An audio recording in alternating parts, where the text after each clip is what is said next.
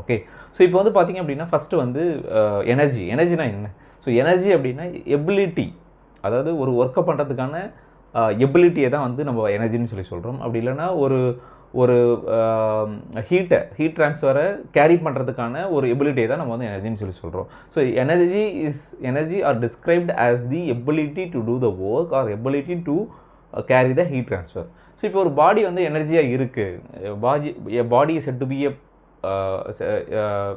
Set to be a energy, said to be possess energy அப்படின்னு சொல்லி சொல்கிறோம் அப்படின்னா, so it has a capacity to do the work, or it has the capacity to transfer the carry the heat transfer from one place to another place. So ஒரு லொக்கேஷன்லேருந்து இன்னொரு லொக்கேஷனுக்கு heat ட்ரான்ஸ்ஃபரை நம்ம எடுத்துகிட்டு போகிற அந்த எபிலிட்டி இருந்தாலும் அது நம்ம வந்து எனர்ஜின்னு தான் சொல்கிறோம். ஸோ இப்போ வந்து பார்த்திங்க அப்படின்னா ஒர்க் அண்ட் ஹீட் ட்ரான்ஸ்ஃபர் இதை வந்து பார்த்திங்கன்னா